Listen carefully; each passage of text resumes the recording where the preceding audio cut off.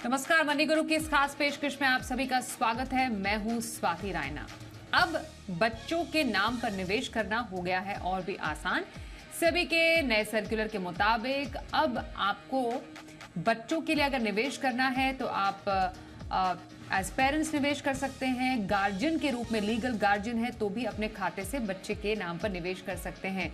तो जो पहले अनिवार्यता होती थी कि जॉइंट अकाउंट होने की जरूरत है, बच्चे के नाम पर खाता होने की जरूरत है, उस अनिवार्यता को सेबी खत्म करने वाली है। 15 जून 2023 से नए नियम लागू करने की पूरी तैयारी है, जिसके लिए एएमसीज को कह भी दिया गया है कि जरूरी जो इसके लिए काम है, कार्यवाही है, वो कर दी जाए। अब ये जानना जरूरी है कि बच्चों के निवेश के लिए कैसे ये आसानी हो सकती है। हमारे साथ दो खास एक्सपर्ट्स हैं, उनका परिचय हम करा देते हैं। इस वक्त हमारे साथ है मोहित गांग, सीईओ मोहित मनी फ्रंट, और संजीव गोविला, सीईओ हम फौजी इनिशिएटिव। मोहित और संजीव जी, बहुत स्वागत हम आपका करते हैं मनी गुरु के आज के इस खास कार्यक्रम में। और सबसे पहले सेबी ने क्या कहा है ये समझना जरूरी है। मोहित, आपसे जानेंगे क्या पहले नियम थे जब बच्चों के नाम पर निवेश करते थे, तब भी जो माता पिता होते थे वो बच्चों के नाम पर निवेश करते थे, लेकिन अब जो सेबी का नया सर्कुलर है उसमें क्या अलग है? देखिए स्वाति, सबसे पहले तो ये जानना बहुत ज़रूरी है कि माइनर के नाम पर इन्वेस्टमेंट्स को सेबी काफ़ी टाइम से बढ़ावा देने की कोशिश कर रही है।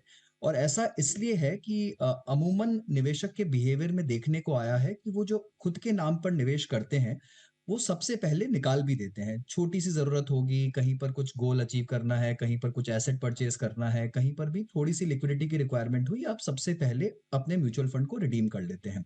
पर ये देखने में आया है अनुभव में कि माइनर के नाम पर जब इन्वेस्टमेंट होता है, तो वो आप अपने बच्चों के भविष्य के लिए, उनके फ्यूचर के लिए निवेश करते हैं और उसे अक्सर इन्वेस्टर जो हैं वो रिडीम नहीं करते हैं और वो बहुत लंबी अवधि के लिए निवेश बना रहता है।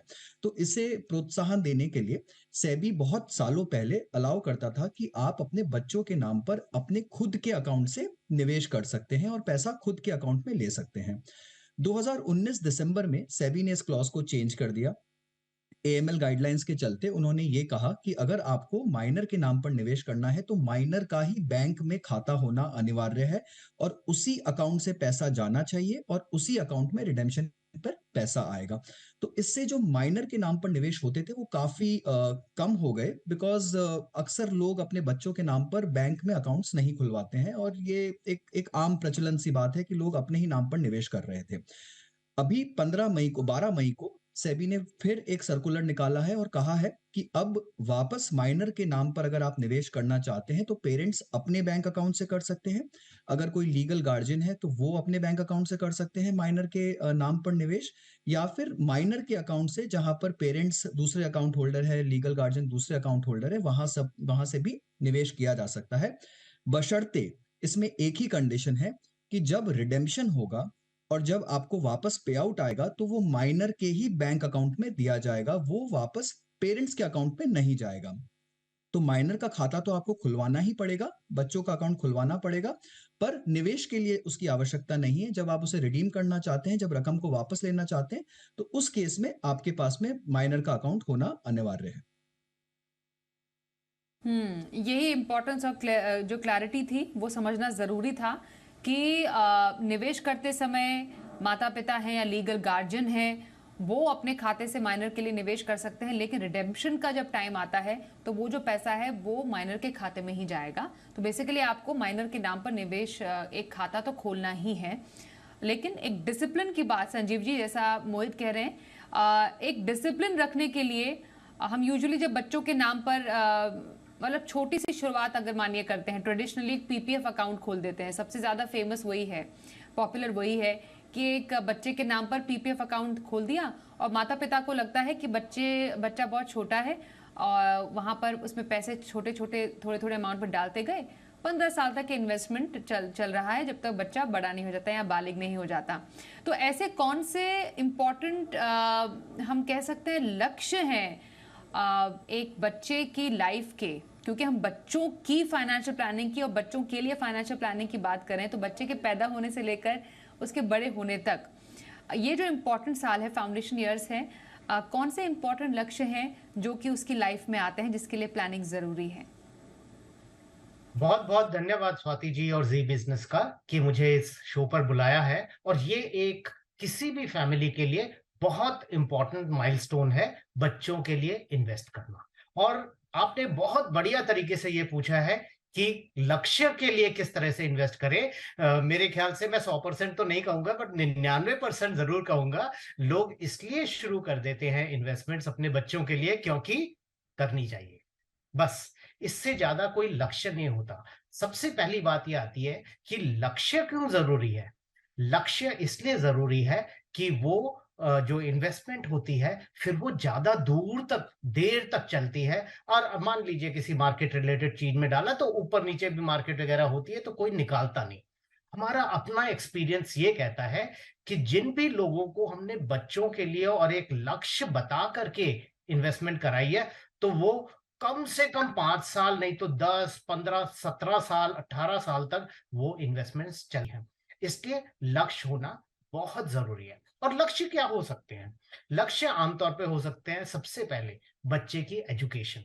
अब आमतौर पे ये देखा जाता है कि स्कूल एजुकेशन अधिकतर लोग अपने जो नॉर्मल पैसे होते हैं, नॉर्मल कैश फ्लो आता है, सैलरी आई, जो भी पैसा घर में आया, उसके अंदर जो खर्चे हुए, वो उनके बीच में से ही बच्चे का स्कूल की एजुकेशन आ जाती है क्योंकि स्कूल की एजुकेशन इतनी महँगी नहीं होती।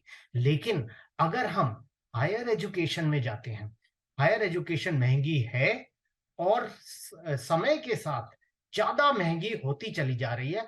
परसेंटेज इंक्रीज़ ईयरली जो है हायर एजुकेशन में बहुत ज़्यादा आ रहा है। और अगर कोई फैमिली ये सोचती है कि हमें बच्चों को बच्चे को या बच्चों को बाहर भेजना है, तो वो तो और भी एक्सपेंसिव है। उसके अंदर 2 मार आ जाती हैं। पहली मार ये होती है कि एजुकेशन एक्सपेंसिव हो रही है और दूसरी चीज़ होती है जो एक्सचेंज रेट है वो इंडियन रूपी के अगेंस्ट चलता है। नेक्स्ट चीज़ जो अधिकतर बच्चों के लिए लोग करते हैं वो होती है मैरिज। मैरिज जो होता है वो भी एक ऐसी चीज है जिसको लग्जरी चीज माना जाता है, चाहे आप कितने भी अमीर हो, कितने भी गरीब हो, कितने भी मिडिल क्लास हो। मैरिज को लग्जरी की चीज माना जाता है जिसके अंदर इन्फ्लेशन का जो रेट होता है वो और भी हाई होता है। हम जब किसी के भी बच्चे की फाइनेंशियल प्लानिंग करते हैं, हम इन्फ्लेशन के रेट को इंडिया के 6% इन्फ्लेशन रेट की बजाय 10% मान के चलते हैं। और अभी तक तो कम से कम भारत के अंदर ये है कि बच्चे की मैरिज पेरेंट्स खुद ही करते हैं। तो ये 3 लक्ष्य, स्कूल एजुकेशन अगर उसके लिए बचाना है, बहुत महँगे स्कूल में जा रहे हैं, हायर एजुकेशन और मैरिज, ये तीनों चीज़ें होती हैं। फिर छोटे-छोटे लक्ष्य भी और आ सकते हैं, जैसे कि बच्चे को अगर आप सोचते हैं नहीं आगे जाके इसके लिए मैंने कुछ अपना खुलवाना है, बिज़नेस खुलवाना है, इस तरह की चीज़ें जो हैं, वो भी आ सकती हैं। बट जनरली ये 3 लक्ष्य होते हैं। तो पढ़ाई, शादी, ये बहुत बड़े लक्ष्यों में निकल कर आया है, जो कि जिसके लिए जो पेरेंट्स हैं वो बच्चों के लिए निवेश करते हैं। अब हम कुछ निवेश विकल्पों की तरफ मोहित आए। हमने लक्ष्य तो समझ लिए, मेजॉरिटी लक्ष्य कौन से होते हैं? अ, निवेश विकल्प है क्या खास तौर पर बच्चों के लिए? स्कीम्स तो बहुत सारी हैं, स्मॉल सेविंग स्कीम्स भी हैं और म्यूचुअल फंड्स में भी स्कीम है, लेकिन अगर स्पेसिफिकली बच्चों के लिए ही कुछ निवेश करना है तो शुरुआत कहाँ से की जा सकती है? जी स्वाति, तो देखिए बच्चों के लिए जो निवेश है, आपने सही कहा कि बहुत सारे ऑप्शंस हैं, जैसा आपने खुद ने बताया कि आम तौर पर भारत में देखा गया है, सबसे पहले आप एक पीपीएफ अकाउंट खुलवा देते हैं बच्चों के लिए। तो वो तो काफ़ी कॉमन बात हो गई है और सबको पता है कि पीपीएफ में निवेश आपको एटीसी के तहत बेनिफिट भी देता है और 1.5 लाख रुपए तक आप हर साल उसमें निवेश कर सकते हैं। 7.1 की अभी फिलहाल दर चल रही है और ये दर चेंज भी होती रहती है समय के साथ में। बट अगर म्यूचुअल फंड कैटेगरी को देखें, तो वहां पर एक स्पेशल कैटेगरी है सॉल्यूशन ओरिएंटेड फंड्स की। इसके तहत बच्चों के निवेश के लिए चिल्ड्रंस प्लान जिसे बोलते हैं, उस तरह की काफी स्कीम्स मार्केट में अवेलेबल है। तो बहुत सारे फंड हाउसेस हैं जो कि child care plan, children's gift plan, इस तरह की स्कीम्स चलाते हैं। इनमें खास बात ये होती है स्वाति कि ये एक लंबी अवधि के हिसाब से डिजाइन की हुई होती है।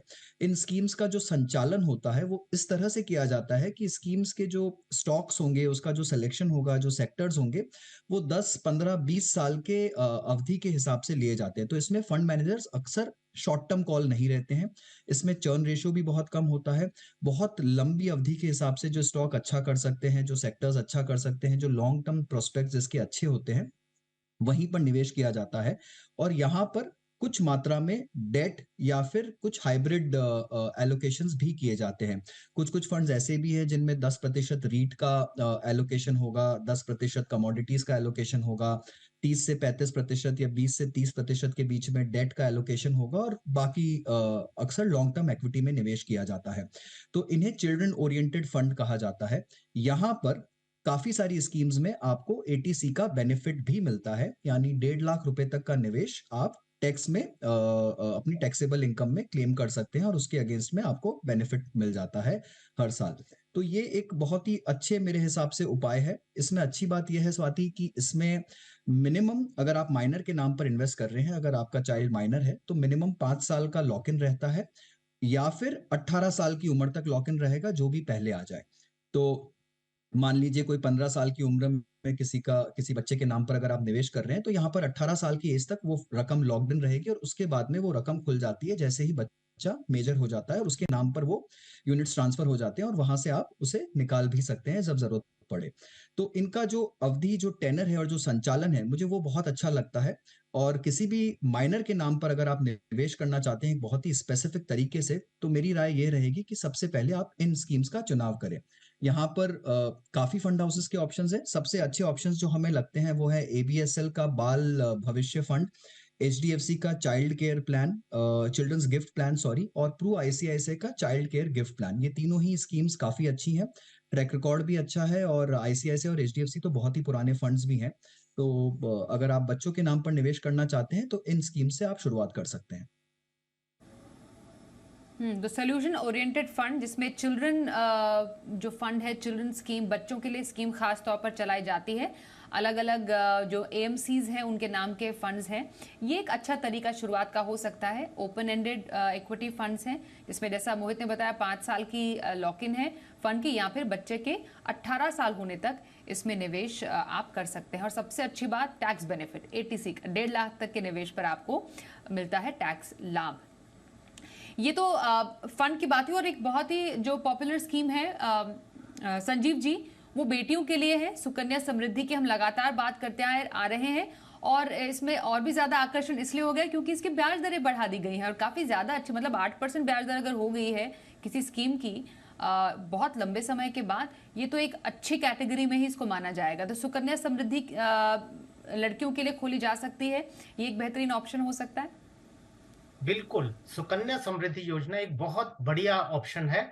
और क्योंकि ये लड़कियों के लिए, गर्ल चाइल्ड के लिए बनाई गई है, मैंने ये जनरली देखा है जब से भी ये चल रही है कि बाकी स्कीम्स के अंदर गवर्नमेंट जो है इंटरेस्ट रेट नीचे ले जाती है, इसके अंदर फिर भी इंटरेस्ट रेट जनरली जो उसकी गवर्नमेंट की स्कीम्स होती है उनसे काफी ऊपर ही रहते हैं। जैसे आपने बताया 8% के आसपास, 8.5% के आसपास ओवरऑल अगर हम रखें, सिर्फ आज का रेट ना देखें क्योंकि ये तो एक बहुत लंबी स्कीम की बात कर रहे हैं, फिर भी मैंने ये देखा है कि ये काफी अच्छा रिटर्न्स देती है। पर मैं इसमें स्वाति जी एक बात कहना चाहूंगा, कहीं पे सुकन्या समृद्धि एक स्टैंडर्ड, एक fixed income type of scheme हो जाती है। थोड़ा बहुत इसमें फ्लक्चुएशन होता है रेट्स का। यहाँ पे हमारे जो दर्शक हैं उनको इस चीज के बारे में जरूर सोचना है कि जितने बच्चों के लिए हम आमतौर पे लंबे समय के लिए इन्वेस्ट करते हैं, और अगर उसको हम 100% सेफ्टी के अंदर डाल के चलेंगे, तो बस ये होगा कि जैसे कहते हैं ना कि सिर पानी के बाहर रहता है जब हम स्विमिंग कर रहे हैं, तो ये उस तरह की चीज है। इन्फ्लेशन से बस थोड़ा सा ऊपर हम रहेंगे। मैं सभी को कहूंगा, चाहे इंडियंस जो है ज्यादा सेफ्टी की तरफ ओरिएंटेड होते हैं, लेकिन इक्विटी की साइड में जरूर जाए।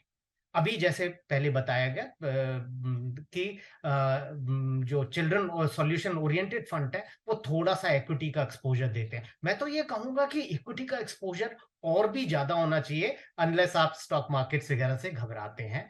तो प्रॉपर इक्विटी फंड्स वगैरह भी आप लेकर के आगे चल सकते हैं। और जब हम लंबे पीरियड के लिए करते हैं तो मार्केट का ऊपर नीचे वगैरह बिल्कुल वो सॉर्ट आउट कर देते हैं और आपको लॉन्ग टर्म में अपने बच्चे के लिए एक्चुअल वेल्थ क्रिएशन बनता है। और वो एक्चुअल वेल्थ क्रिएशन, जिस तरह की इन्फ्लेशन मैंने पहले बात की कि हमारी जो बच्चों की जरूरतें होती हैं एजुकेशन की और मैरिज वगैरह की, वो असली में उन इन्फ्लेशन का अच्छी तरह से जवाब दे।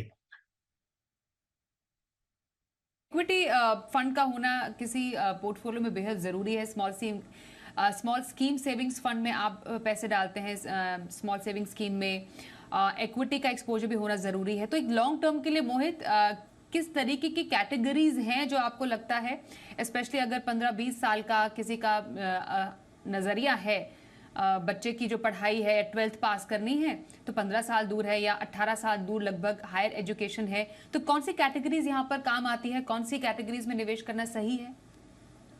जी स्वाति, जैसा संजीव जी ने भी कहा कि बच्चों के नाम पर अगर आप निवेश कर रहे हैं तो आपकी अवधि बहुत ही लंबी, बहुत ही टेनर आपका लंबा है और यहाँ पर आपको सोच भी लंबी ही रखनी पड़ेगी। लंबी सोच रखने का फायदा ये है कि आप रिस्क ले सकते हैं, आप थोड़ा-सा अग्रेसिव कॉल ले सकते हैं, आपकी जो वोलैटिलिटी है over a long period of time काफ़ी हद तक इवन आउट हो जाती है। तो यहाँ पर अगर आप एक छोटा-सा उदाहरण भी लें, जैसा आपने शो के शुरू में कहा कि जो कॉस्ट ऑफ एजुकेशन है वो बहुत बढ़ती जा रही है। अगर आज एक एमबीए प्रोग्राम की कॉस्ट 25 लाख है स्वाति, तो 15 साल बाद वही कॉस्ट 10% की दर की इन्फ्लेशन अगर हम अज़्यूम करें, तो करीब 1 करोड़ रुपए हो जाएगी। तो उसके तहत इक्विटी में निवेश बहुत ही आवश्यक है। यहाँ पर मुझे लगता है बच्चों के नाम पर आप 2 तरह की स्कीम्स का सिलेक्शन कर सकते हैं। आप एक छोटा एक्टिव पोर्टफोलियो बनाइए, जिसमें मिड, लार्ज और स्मॉल कैप का एक अच्छा मिश्रण रखिए।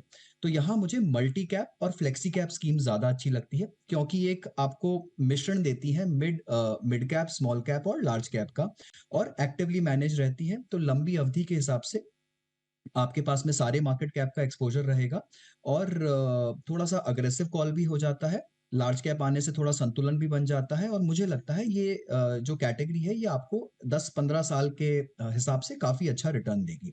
तो ये category, specially multi cap category, मुझे ज़्यादा अच्छी लगती है माइनर में निवेश करने के लिए। और दूसरी ही तरफ थोड़ा संतुलन बनाने के लिए मुझे ये भी लगता है कि एक्टिव के साथ-साथ यहाँ पर पैसिव कॉल की भी आवश्यकता है। बिकॉज़ जब आप 15 से 20 साल की अवधि के लिए निवेश करते हैं तो आप रोज़ का हेडेक नहीं चाहते। आप नहीं चाहते कि हर 2 साल, 1 साल बाद आपको कुछ चेंज करना पड़े, कुछ बेचकर कुछ नया लेना पड़े। तो उससे अच्छा है कि आप इंडेक्स फंड्स का चुनाव करिए, जो कि सालों-साल आपके पोर्टफोलियो में बने रह सकते हैं। इनकी कॉस्ट काफ़ी कम होती है, रिटर्न्स काफ़ी अच्छे रहेंगे। अगर आप 15 साल के हिसाब से निवेश करेंगे, तो आपके पोर्टफोलियो में एक लार्ज कैप इंडेक्स, एक मिड कैप इंडेक्स और एक स्मॉल कैप इंडेक्स का चयन भी आप डेफ़िनिटली करिए। तो एक्टिव में जहां पर आप मल्टी कैप फंड ले रहे हैं, वहीं पैसिव में आप अच्छे खासे इंडेक्स फंड्स ले सकते हैं। अगर आपको बहुत अग्रेसिव पोर्टफोलियो बनाना है तो मिड और स्मॉल कैप इंडेक्स लीजिए, थोड़ा बैलेंस बनाना है तो लार्ज कैप और मिड कैप इंडेक्स लीजिए। बट पैसिव और एक्टिव का ये मिश्रण बनाकर अगर किसी माइनर के नाम पर 15 से 20 साल तक की प्लानिंग के साथ में इन्वेस्ट किया जाए, तो सबसे पहली बात, आपको बार-बार इस पोर्टफोलियो को चेंज करने की ज़रूरत नहीं पड़ेगी और दूसरी बात, ये बहुत ही अच्छा रिटर्न आपको 15 साल में एक अच्छी रकम आपके लिए बना सकती है। तो मेरे हिसाब से ये रहेंगे। इसमें अगर कुछ स्कीम्स का नाम मैं बताऊँ, तो मुझे Pru ICICI multi cap fund, Kotak multi cap और पराग पारिक फ्लेक्सी कैप, ये 3 स्कीम्स इस कैटेगरी में, मल्टी और फ्लेक्सी कैटेगरी में अच्छी लगती हैं। इंडेक्स फंड्स में ज़्यादा ऐसा कुछ बड़ी बात नहीं है। आप किसी भी अच्छे इंडेक्स फंड्स का, निफ्टी इंडेक्स फंड का चुनाव कर सकते हैं, बट वहाँ पर मुझे Bandhan Nifty index fund, mid cap में आप कोई भी इंडेक्स फंड ले सकते हैं, ABSL Nifty 50, Nifty 150 mid cap index fund और Nippon small cap 250 index fund, ये 3 इंडेक्स फंड्स का आप चुनाव कर सकते हैं। तो छोटी उम्र में बड़ी प्लानिंग कैसे करें, आज हम चर्चा कर रहे हैं मोहित गांग से और संजीव गोविला हमारे साथ है। संजीव जी, बच्चों के लिए प्लानिंग करना बहुत ही कम उम्र में तो सही भी है, लेकिन बच्चों को खुद भी फाइनेंशियल आदत उनमें डालना ये काफ़ी ज़्यादा इम्पोर्टेंट है। तो बचपन से ही कैसे बच्चों में उनकी बुनियाद बनाई जाए, जिससे कि वो पहले से ही पैसों को लेकर काफ़ी सेंसिटिव रहें, जिम्मेदार बने? बच्चों के अंदर जो ये एक मैं कार्टून देख रहा था। एक कार्टून के अंदर ये था कि भाई, अगर आपने बच्चों में इस तरह की आदत डाल दी है, तो आप उनको उनकी आइसक्रीम दीजिए और आधी वापस ले लीजिए ताकि उनको टैक्स देने की आदत पड़ जाए। खैर, ये मजाक वाली बात थी। लेकिन अगर हम सीरियसली आए, तो बच्चों को, चाहे हम शॉपिंग के लिए जा रहे हैं, चाहे हम कोई अच्छा निवेश का टीवी प्रोग्राम देख रहे हैं, या कोई भी ऐसी चीज जो हमें न्यूज़पेपर के अंदर दिख रही है, जिसको बच्चों को समझ आएगी अगर हम उन्हें बताने की कोशिश करें, तो ये चीजें बच्चों को बिल्कुल शुरू से ही हमें बतानी चाहिए। खासकर जब हम बच्चों को लेकर के जाते हैं, जैसे मार्केट जाते हैं, बच्चों को लेके जाएं, कैसे चीजों का तोल मोल करना है, किस तरीके से हमने चीजों को अच्छी तरह से ढूंढना है, कैसे उनको खरीदना है, और कौन सी चीजें जो हमारी पॉकेट के बाहर जाती हैं उनको नहीं लेना है। आज की डेट में जो मैं जेन जी की बात देखता हूं, तो उनमें सबसे बड़ी चीज ये आ जाती है कि वो आमदनी अठन्नी खर्चा रुपया वाली बात उनके आती है, और क्रेडिट कार्ड ड्यूज बहुत जबरदस्त हो जाते हैं। तो शुरू से ही उनको संयम रखना, अपनी जेब से अपने जितने हाथ में पैसे हैं जेब से बाहर न जाने की कोशिश करना, और कौन सी चीज उनके लिए अच्छी है और कौन सी नहीं है, ये बिल्कुल शुरू से हमने आदत डालनी है। ये थोड़े छोटे बच्चों के लिए बात मैंने की। उसके बाद जो भी पेरेंट्स खुद इन्वेस्ट कर रहे हैं, उनके बारे में उनको बताना है, क्यों इन्वेस्ट किया, किस तरह से किया, किस तरह से रिस्क ली जाती है और किस तरह से रिस्क नहीं ली जाती है, ये भी उनको धीरे धीरे समझाना बहुत जरूरी होता है।